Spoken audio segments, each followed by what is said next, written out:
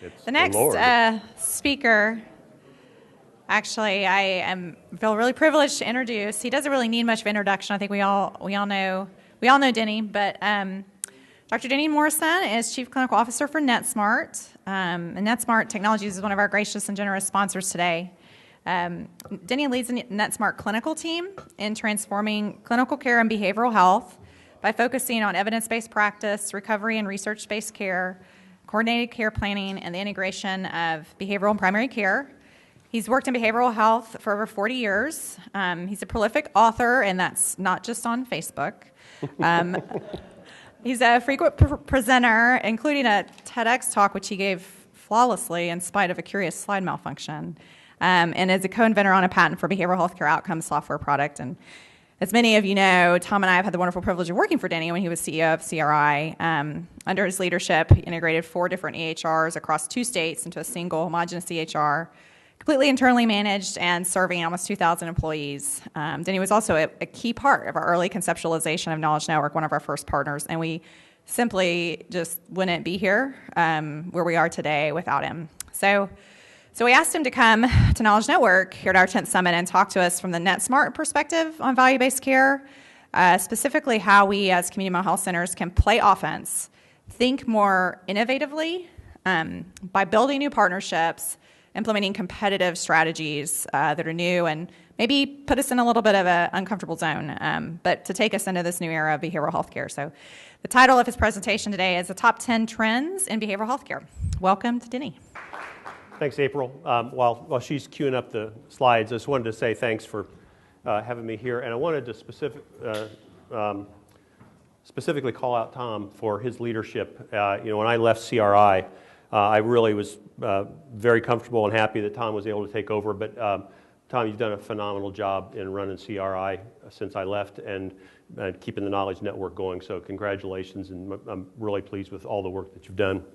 I found out from April, the topic is top 10 trends, and I found out from April that I really had 25% less time than I thought I had, so today we'll be talking about the top 7.5 trends in healthcare. Many of you know NetSmart, so I won't belabor this, but as you know, we're the largest provider of behavioral health and social services technology solutions in this space. The thing that probably that we're most happy about is that we serve about 25 million Americans through various aspects of our electronic health record. One of the things that I wanted to let you know, particularly given David Covington's presentation just now, tomorrow I think we're going to be launching a press release talking about the partnership that we've established with the Action Alliance, so I'm giving you a preview of what's coming. But we have agreed to work with them to develop technologies that can be integrating suicide risk reduction technologies into electronic health records. And for obvious reasons, we'll start with the NetSmart family of electronic health records, but the goal ultimately is to share what we've learned with the industry, because this is one of those things that we think is broader than just NetSmart, but obviously we want to work the kinks out internally first before we publish what the protocols will be. And frankly, we see that as part of both our opportunity and obligation as the largest vendor to kind of help change the industry in the right ways. So I've had the opportunity to work with David and some of the other folks from the Action Alliance and the Zero Suicide Initiative, and it just makes perfect sense. Their goals completely align with ours in terms of decreasing the number of lives lost to suicide. So keep an eye out for that press release. But I think Becky said it well, that this has to be integrated into the workflows of clinicians and has to be part and parcel what they do, not an overlay onto their activities. And I think, as David mentioned, there's a whole cultural shift that has to occur that's probably even harder than the technological one. So we are really happy to work with Action Alliance on these initiatives. The lead from their side, Julie Goldstein, has been phenomenal to work with. And so anyway, we're very excited about this opportunity. So keeping in mind with Tom's thoughts, in the year 1900, if you had said, what's the most pressing problem for New Yorkers that will be present in the year 2000, what do you think that might be? Horse manure. It is horse manure. What are we going to do with all that horse poop? And why was that an issue? Well, they knew they had a problem at the time, and when they extrapolated that out, they correctly thought, the volume, if we continue growing, the volume of horse poop is going to be huge. And what they didn't and couldn't anticipate was this disruptive technology called an automobile. Likewise, probably the most disruptive technology that we have ever experienced has been the introduction of the printing press, from monks hand copying, scribing Bibles and other books. And that was literally probably was the most disruptive technology that we've ever experienced in Western society. Not surprisingly, the monks were not real shot up about this idea, and they viewed it as substandard to what they did. Well, when you look at the quality of those manuscripts that they did, they actually were substandard, but they were sufficient.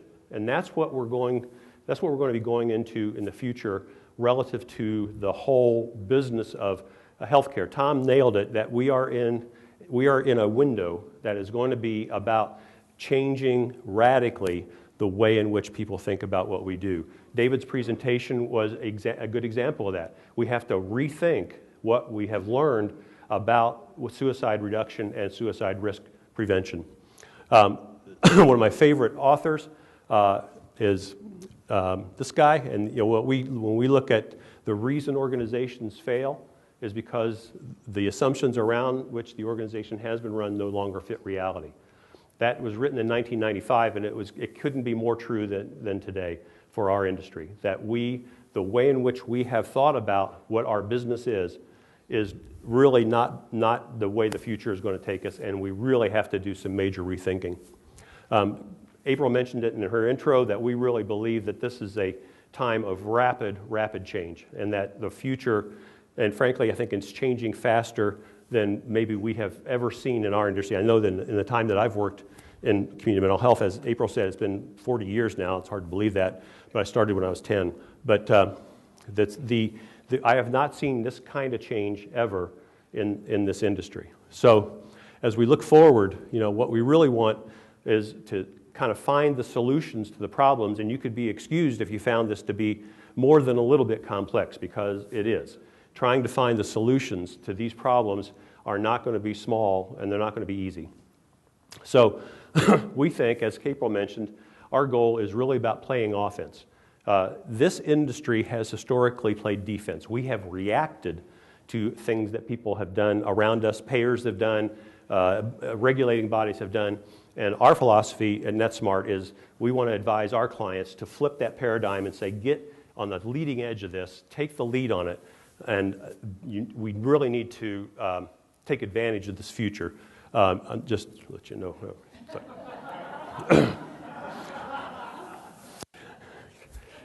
I stole this idea from Kevin, but he uses the Stanford football team. I thought, nah, I'm not going to use that.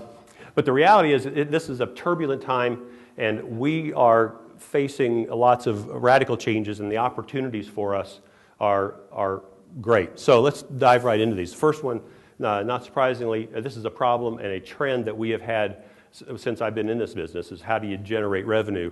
But we're seeing changing socioeconomics in the whole healthcare paradigm. We have had fits and starts of managed care and integrated care for years. I mean, the first round of managed care in our industry was supposed to be about integrating care, but what we really got was carved-in carve-outs, even in a fully capped amount. So you had an organization that might have responsibility for all the medical and behavioral health care, but they would hire a managed behavioral health care specialty company to manage that part of the business and carve it out within a single cap rate. That's changing now, and we'll talk about it in a minute, but with health homes and accountable care organizations, we're seeing true integration starting to occur. We're getting lots of push on volume.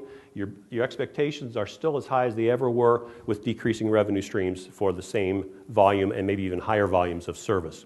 When we look at the way the healthcare delivery system has changed, we started out with truly siloed episodic care. Fee-for-service, probably one of the worst things that's ever happened to our industry. When you try to shoehorn a round peg in a square hole called a CPT code, and you can't do the things that you really need to do for somebody clinically because there's not a good widget to fit them into. And so we get into these little games that we play about, well, yeah, that's kind of like a treatment, so let's go ahead and bill it. As that moved into the second iteration of healthcare delivery, we saw more kind of true managed care, but still not as integrated as we really wanted. And now what we're really getting into is true integrated care, pay for performance, and value-based purchasing going forward. When we talk about value-based, we define value as quality divided by cost. And so you've got to have both parts of that equation to be able to say, here's how the value proposition works. A friend of mine puts it really well. He says, if you can answer the question, what is the cost of a pound of cure, you have answered the Holy Grail. Because if you can do that, you're going to win in the future. The whole risk accountability continuum is shifting towards the right, and the accountability that we've always had has been financial and sometimes operational, but now clinical accountability is really pushing to the fore. And those three, clinical, financial, and operational, if you have to think about a conceptual model, if you can manage to those three and demonstrate value in all three of those spheres, you're going to win. As we talked about the changes in costs and operations, when we look at your cost structures, what we're seeing is a lot of operating and capital expenditure requirements that are coming your way, and they're going to outpace what you're actually going to get paid. Same thing's true for your labor costs. As those continue to increase, you're going to find that the value proposition of what it costs to deliver a unit of service is not going to match what you can get for that unit of service. We've seen that already in many spheres of our industry. That's going to just continue to accelerate. We're seeing market consolidation in this industry. I'm a product of that, having gone through the Centerstone merger several years ago. We did that really because we saw the future of our future really tied to having larger market shares and diversification of revenue streams by state, so that we weren't, if Medicaid changed in Indiana, we still had our Tennessee operation to help, and vice versa. And that has borne true through the Centerstone system. Growing markets is another way in which we're going to see the changes happening for this industry. We're seeing really different new forms of partnerships starting to emerge, where we're seeing providers and managed care companies partnering. We're seeing primary care and behavioral health care. We're seeing developmental disabilities going into cap rates. So it's a very interesting market where new and exciting partnerships are forming. And frankly, the future really will require for us large and sophisticated investments in technology and possibly facilities, although that one I'm less worried about, because we're seeing, one of the trends that we're seeing is the virtualization of healthcare and the lack of need for bricks and mortar, and that we'll talk about that in a little more detail in a minute. So when we look at this future, I mean, one of the ways in terms of how to respond is to certainly grow market share through mergers and acquisitions and other similar activities, which is a traditional growth model. And you do get some economies of scale. They're almost never as good as you had projected when you did the pro formas, but they're still there. So, be conservative in your projections, because you're not, 2 and 2 does not equal 4. It equals maybe 3.2. So, but you do get improved economies of scale. You can identify new kinds of offerings that we have not done before, such as e-therapies, or what I call virtual therapies. And I define that as any time a clinician and the client do not have to be in the same room at the same time. So that starts with telemedicine as kind of the most obvious version, but it goes all the way out to things using other technologies, texting, email, other types of online tools that that can be synchronous or asynchronous in terms of the relationship and contact between the client and the clinician. And you can do market expansion by moving into new and adjacent markets such as primary care. One of the things we're talking about is how do we get dental services integrated into our electronic records. Huge unmet need, and it has a significant cost driver and a health driver for the people that we serve. I mean, we all know about the work that Joe Parks did in terms of how much people die, how soon people with serious mental illnesses die. But the effect, we've really not looked at the effect of dental care and what that does to people's health, and it is significant. So we're starting to look into those areas as well. But when you look at this, the real opportunities happen of disruption happen in these new types of markets and new types of interventions. And it's going to take a different way of thinking about how we position ourselves. One of those things is going to be in the whole area of care coordination. How many of you have case management as part of your service line? Think of care management as case management on steroids. It is the next big thing, particularly when we talk about integrated services across multiple technology or multiple organizations. This is a slide I stole from Kevin, but if this is a Medicaid population. On the left, this is the percentage of people in the plan. On the right is the percent of cost. So what we know is that the first 50% of the folks account for less than 1% of the cost in this particular plan. You add the next 25%, you're only adding another 1.5% of the cost. The next 20% add another 20% or so, and the top 5% end up costing the plan about 80% of the cost. So you've got this 5% of people representing 80% of the cost, and 25% of the people representing 98% of the cost. What that means is you cannot, and particularly with Medicaid influx through the Affordable Care Act, you can no longer afford, even though we talk about individualized treatment plans, we really don't do those, in my opinion. We do kind of if you're seriously mentally ill, you're going to get this kind of suite of services, and we really need to think about doing outlier management for those who are the highest cost and finding other ways to keep engaged those who have lower clinical needs. Right now, probably the least expensive service that you could provide to somebody who had a serious mental illness who also had a number of medical comorbidities would probably be case management or maybe peer support.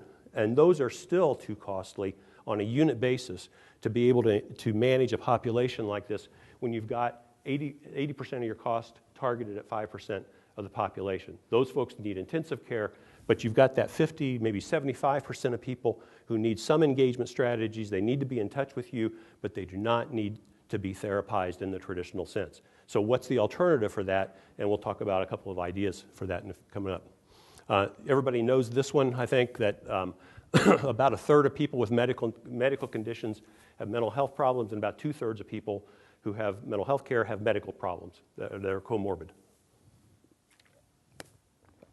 We all know that these are some of the significant cost drivers on the medical side, these chronic conditions that are very costly, but when you add in a mental illness or addiction problem to that mix, the the cost of the comorbidities goes up 3 and maybe 4 times. So, and it's this that's driving the health, home, and affordable care movement. We can no longer, it's finally sinking in that we can no longer continue to silo these different operations and hope to get any kind of economies of scale. It is just not going to happen. So speaking of silos, we have seen this in our industry for a very long time. I would argue that some of that siloing some of that is part of the cause that causes the stuff that David Covington was talking about in terms of the speculation about why do we not take more aggressive action. There's a kind of an assumption that if people really want to kill themselves, they will. There's nothing you can do about it. I was trained that way. I think a lot of us who are clinicians were trained that way. But I think also that people who are in primary care essentially miss the diagnosis, like they do in a lot of behavioral health side of things. So the things that we're seeing coming down the pike, health, homes, integrated care organization, targeting dual eligibles is going to be is a big area. Managed care and integrated care for developmentally disabled folks, and managed foster care are new models that we're starting to see evolve, so that you can start treating the whole person in a way that we have not done before. The implications of this: care management will be a major core competency. Think of care management as the ability to manage the plan of plans. You've got a behavioral health treatment plan, you've got a medical treatment plan, maybe a chiropractic plan, a dental plan, and all these other things, all provided by providers not under the same roof. So how does one manage all that? Because remember that 5% costing 80%? If you don't aggressively manage that population and make sure they get the services they're supposed to get without falling through the cracks, if you don't manage that, that's where you're going to take the hits on your cap rates. So the future of this this whole care management thing is really going to be one of the core competencies of the future. And it's driven NetSmart. We had to build a whole new type of technology just to do that, because it didn't exist. It's not an electronic record. It's a different kind of animal that manages all this stuff and takes feeds from not just NetSmart, but from any vendor or any provider, and the information feeds into one entity. It's an iPad app that a care manager can say, this guy just got admitted to the hospital, this guy just showed up in jail, this guy just missed his doctor's appointment, and they can intervene quickly to do something about that. As we mentioned, the services are going to be fully integrated, truly integrated, and it's the stuff that we have really hoped for a long time. We're really starting to see that occur. Coordination with hospital networks and the ability to communicate electronically with all these folks. The data and analytics, stuff that CRI has pioneered, is going to be a big part of that. How do you share information across HIEs? That's going to be the future for all of us. And of course, capitation. Frankly, I think assuming the cap rate is reasonable, capitation is the way to go. Health homes are, how many of you have heard the term health homes or are involved with them? So this may be something you already know about. Health home's not a physical residence or anything like that. It is actually a service model. It's an integrated network of providers. The information technology links the providers, and somebody has to take responsibility for all of the care of this individual. And there's lots of ways in which this occurs. But when I think about this, what I think about is that this is a virtual HMO. That it's kind of what Kaiser does when you've got everybody under a roof. You've got behavioral health care, orthopedic, all in the same electronic record. Everybody's coordinated. I can send the referral down there. They can get the information back. It's all under one roof. This is a virtual version of that that's highly dependent on the electronic communications and interoperability among providers. So that's where it's all going. I know that we've done at Centerstone, and a number of other people here, I've done some really phenomenal work with primary and behavioral health care integration using a co-location model, which is fine, but frankly, I don't believe that there's enough providers on either side of that equation of primary care or behavioral health care to make that the model. I think the model is going to be more like this. It's going to be virtual collaboration. So that if Tom's a primary care doc and I'm a behavioral health practitioner and we're treating Jim, I don't ever have to meet Tom if we have enough information sharing about Jim's care. So we can do drug-drug interactions across a similar record, share information about his care, and then if there's a care management operation sitting on top of all that, it goes well. These are the kind of conditions. This should be very attractive to you. We at NetSmart are working with a number of health homes in the United States, and in my personal opinion, what we see is that some of them are driven by integrated primary or integrated health networks that are really medically oriented, and some are driven by behavioral health care organizations. And I think the latter are going to be the ones that succeed. Why is that? Because behavioral health care practitioners have a long history of adopting and taking in other ancillary services, transportation, housing, things like that. We have a culture of saying, yeah, we can add something. Well, adding primary care to that mix is culturally much more palatable and easy than for a primary care or med-surg operation to really bring behavioral health care in as something other than a specialty niche area.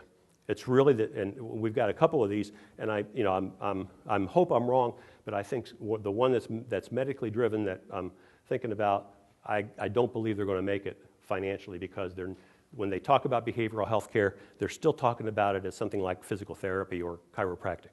And that's not what we do. We say, let's bring this in, and it becomes part of our culture. The changes are they're changes. I really got to relabel this, because it's really an addition. You're not going to not treat the person as an individual. You just have to add on the needs of the population and be able to do population health management with these folks. So likewise, when we have provided services to this individual, we really have to think about the broader scope of what services this person is going to need over their lifespan with us and within their own lifespan. It's really management of disease, prevention activities, things that we all know are best health care, but we have not done, and sometimes just rationalized that we can't do it because of the way our funding models work. Well, this is going to change all that. Payers are very interested in this. Not surprisingly, if other things have followed the same trend as healthcare costs, we'd be looking at $55 a dozen eggs, $48 a gallon milk, and $134 per dozen oranges. This is an unsustainable model. Pardon me. This is an unsustainable model, and everybody knows that. And finally, we're starting to see some activity around how to do it.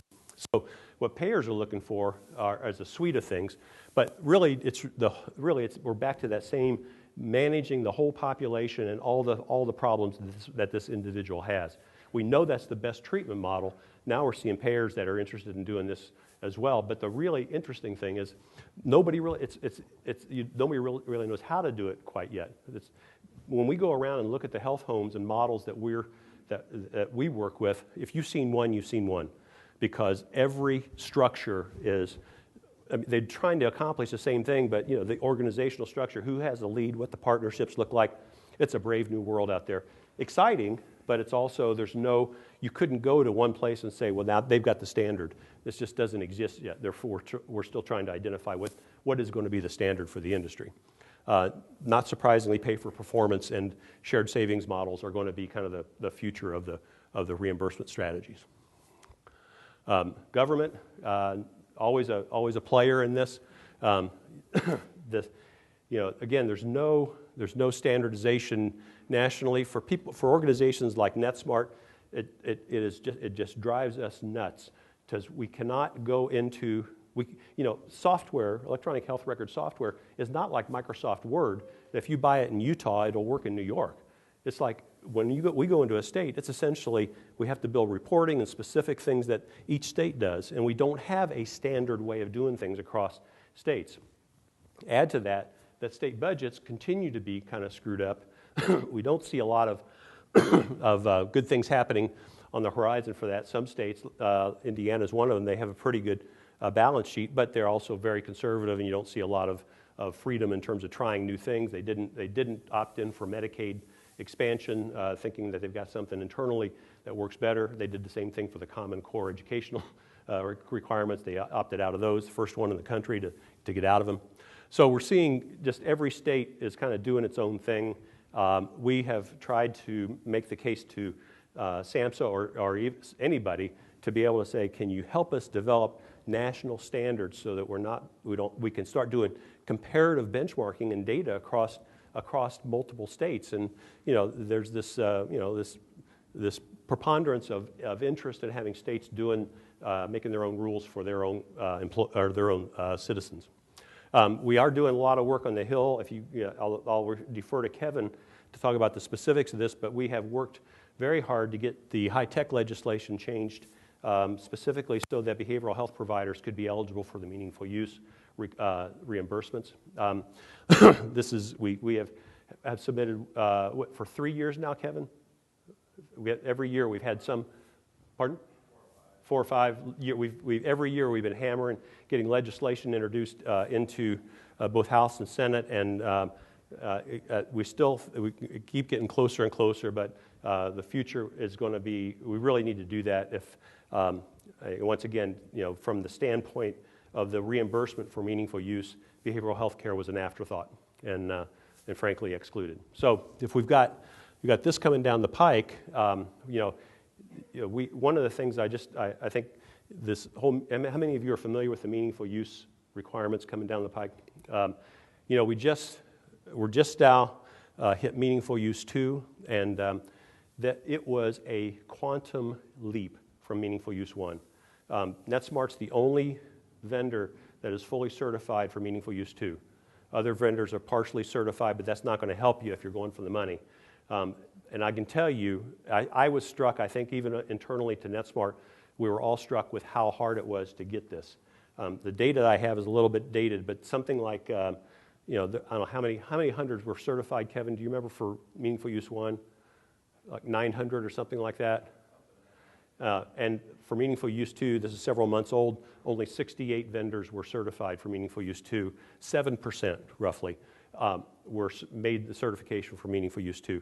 That's how hard it is. And we put the number of man hours, I would want to calculate how many man hours we did. It's the right thing. The stuff that they put in it is all the right stuff, lots of decision support functionality, et cetera, but the reality is it's very, very tough. So now, that said, one of the things that we in the industry have done is really pitch this idea. This is a way for you to pick up a little extra money, for your organization, and that's all fine. But in reality, I think we may have oversold that. I think the real message is about meaningful use to, et cetera, is going to be this is the way healthcare will be delivered. And whether you get any money or not, this is the way people are going to be doing business. And if you're not able to do that, you're going to be at a disadvantage going forward. Regulatory issues. This is probably the one place where we've seen more obvious change happening in the industry with this alphabet soup of things that have come down this year. ICD-10, DSM-5. We've been targeting 42 CFR recently. HIPAA is really not a big barrier to interoperability and communication about clients, but 42 CFR is. Kevin's been doing a lot of work with SAMHSA to get them to change that, and it's a schizophrenic environment where on one hand they're saying we want you to interoperate. Well, no, but you can't share that, and it's like I personally I really believe that the more we do that, the more we increase stigma. The more we treat behavioral health care and addiction disorders as something different than health care, the more that it becomes stigmatizing. And I think this is one of those sea changes that has to occur where we just start saying, this is just part of health care. And other cultures and societies that do that, behavioral health care doesn't carry the stigma. Finland is a good example of that. They've got birth to death electronic health records. It's just another part of healthcare. You break your arm or you need to see you're depressed. I mean, it's just no big deal. And that's really kind of where we need to get to. We mentioned the high-tech funding. I continue to be hopeful that we can have some significant impact on that. DSM-5 has been an interesting play by the American Psychiatric Association. For the first time, they are starting to charge for that intellectual property, so we have to pass that cost on to our end users. And at a time when ICD-10 is coming out, we have actually clients who are saying, why do I need DSM-5 at all? If I'm going to bill it through ICD-10 and I'm trying to become more homogenized with primary care, and that's their lingua franca, what's the upside of DSM-5 anymore? And I think APA, the American Psychiatric Association, has made a faux pas in putting a barrier into place to use that. Well, they finally realized they got an intellectual property and they're trying to monetize it. I understand that, but your timing couldn't have been worse. I mean, this should have been done at DSM-3 or something. So, anyway, that's going to be an interesting play as well. One of the big opportunities is in the whole business of consumer centricity. We are moving from a clinician-centric world to a consumer-centric world. That's the future of healthcare for all of us. The recovery movement is probably the best example of that, but there's lots of others. We're seeing changing demographics. We got people now young people who go online and they live their lives and do everything they want to do online.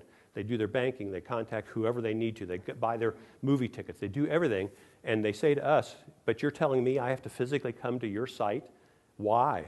I don't do that for anything else. Why do I have to physically come and talk to you?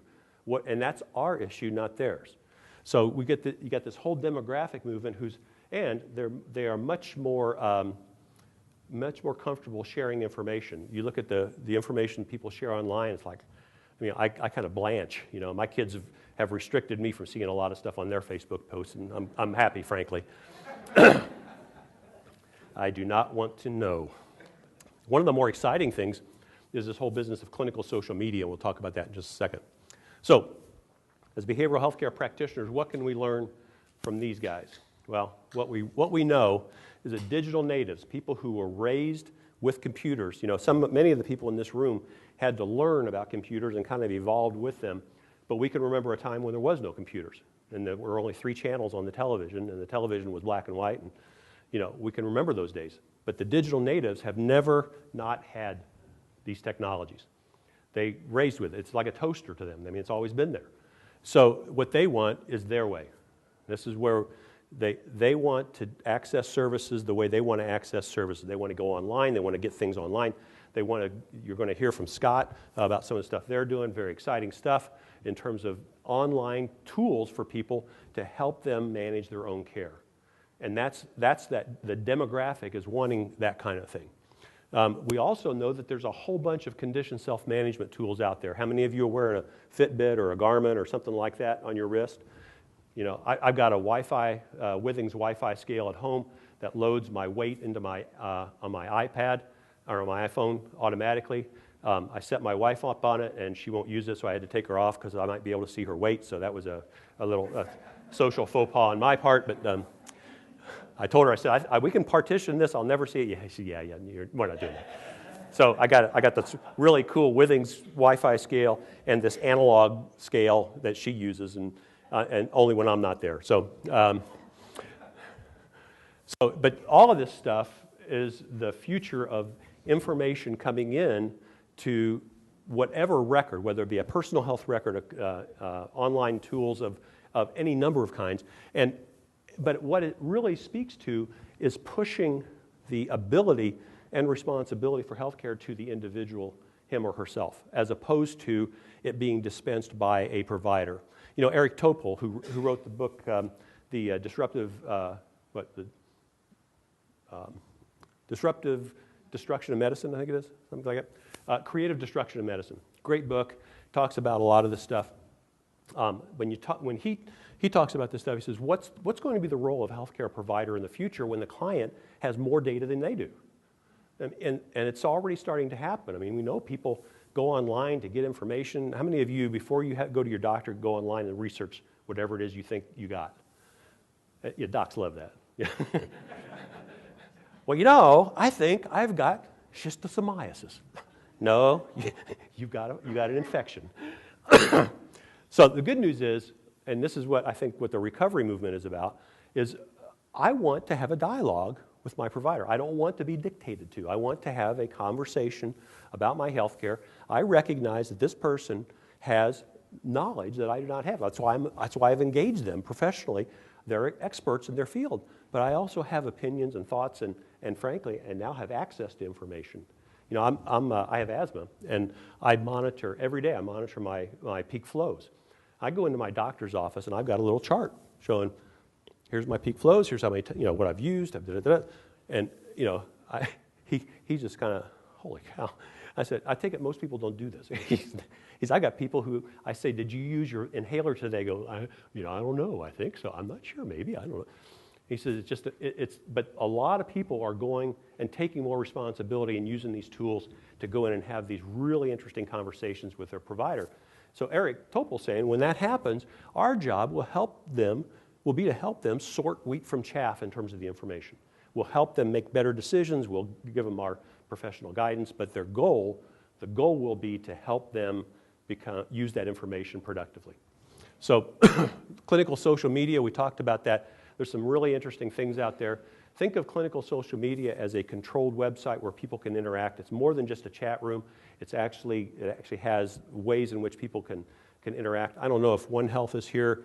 I know Big White Wall is here. But these are all the kind of check them out. I know Big White Wall is here. Check out their website, their booth when you get into the display area, because they're doing some very interesting things on how people can interoperate with a social safety net, a clinical safety net, so that if a client decompensates, a clinician can get involved.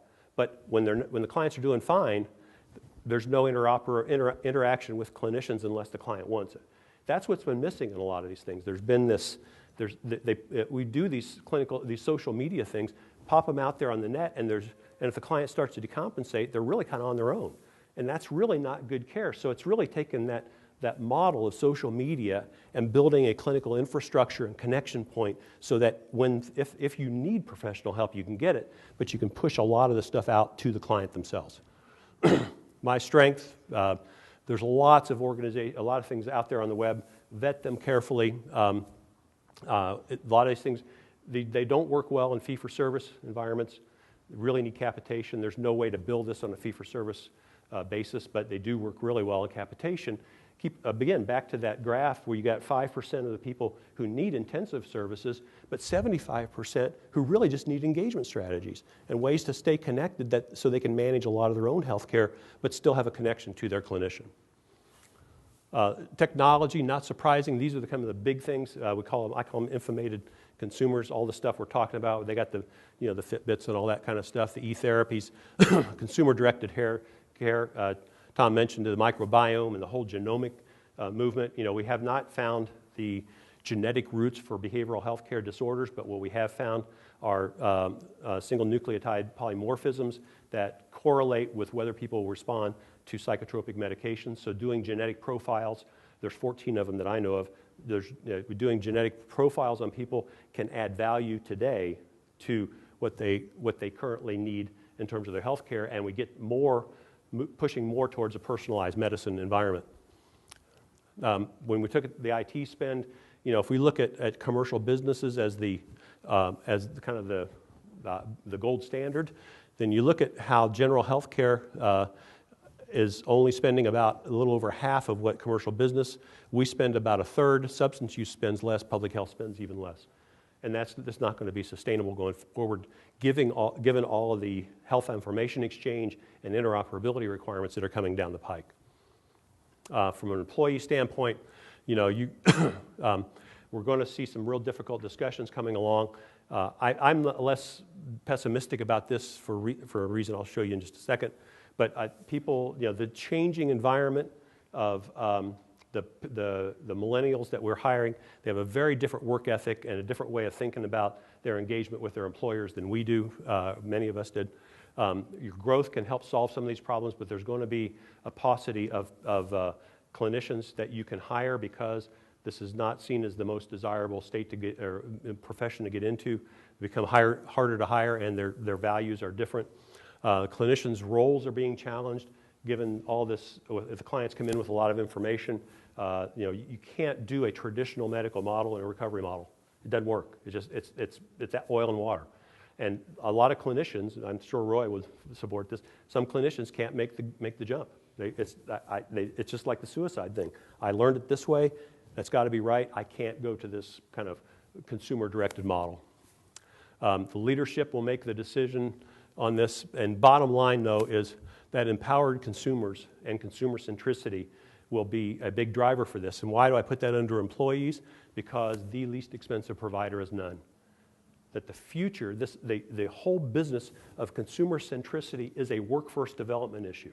And it may be even the solution to the workforce development issue alluded to in the previous slide, because you're not going to be able to hire as many talented clinicians, and it's going to be harder to retain them. But if you don't need them to do all the old stuff that we did, and you can push stuff to clients to self-manage and stay engaged with them, you don't need them. You don't need them the way we did before. So it's a problem, but also an opportunity for going forward. From a leadership point of view, all of you in here are leaders in some space. You're going to have big challenges relative to how you lead. But the bottom line, the future is not your father's community mental health center. The vision of John Kennedy was great, but we have a different environment now, and trying to match those two with those historical requirements of community mental health centers versus the future is going to be a real challenge for leadership. So in summary, you've got consolidation happening. We already know that this is one of the lowest cost parts of healthcare. We're poorly reimbursed compared to others.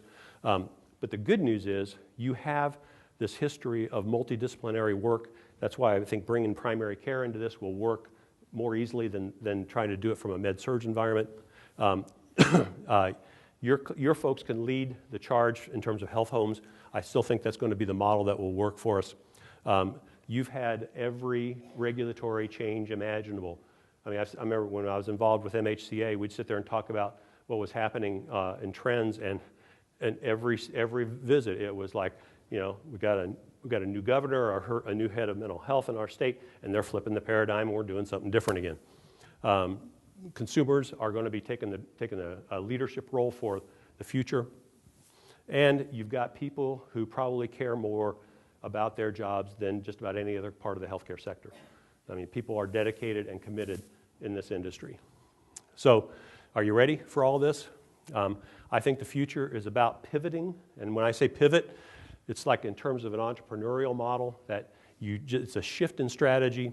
That means just keeping one foot firmly in place, and in this case, it means keeping one foot firmly in place of the values that have brought us to this industry to begin with, and shifting as we go into a new direction. We have done that repeatedly in this industry.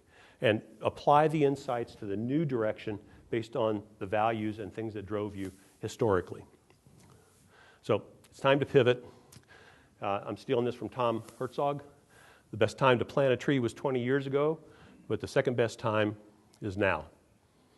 So even though we were behind the curve, now's the time to start acting. And it's time to start to pivot and to play offense. Thank you.